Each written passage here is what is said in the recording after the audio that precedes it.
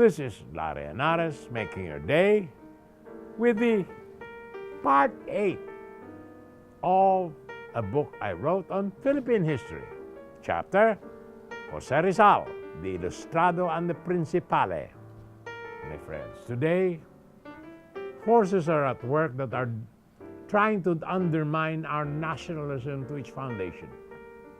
Rizal, we are taught, is a figure increasingly dim and meaningless. A good man who said, "Morir es descansar," to die is to rest. When he was shot by the wicked Spaniards that no longer had any significance in our present modern society.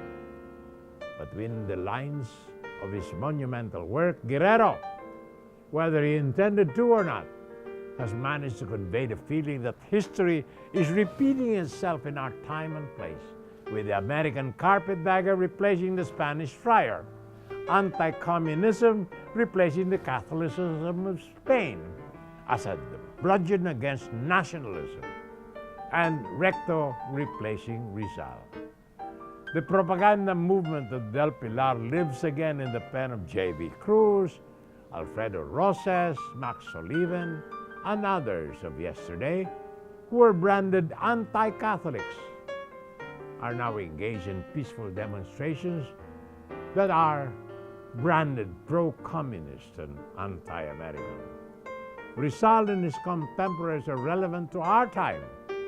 Rizal was the first to teach his countrymen the concept of nationhood, awakened his people's latent nationalism with his two incendiary novels, the Noli Me Tangere and the Filibusterismo, and inspired them to execute the first nationalist revolution in all of Asia, a revolution that is still going on in our time, in the India of Mahatma Gandhi, in the Egypt Nasser, in the Philippines of Claro M. Recto. Now allow me to expound this thesis by telling you of Jose Rizal, the first Asian nationalist, the first Filipino, the greatest man the Malay race ever produced. I can do no better than to quote and paraphrase this book of Guerrero using much of his magnificent prose as possible. More about this after these messages.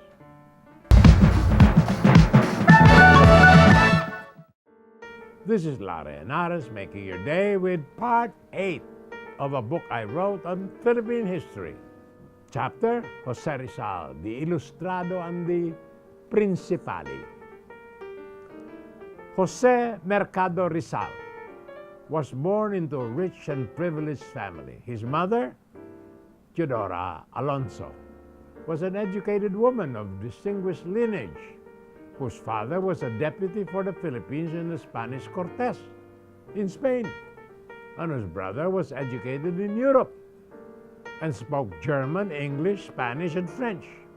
His father, Francisco Mercado, came from a family of merchants as suggested by his family name, Mercado, which means market in Spanish. A second surname, Rizal, was added to distinguish the family from other Mercados.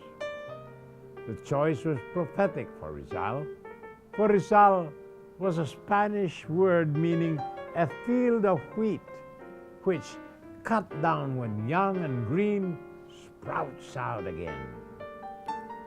The Mercados and the Alonsos, now prominent landowners with money, horses, and stone houses, were ilustrados.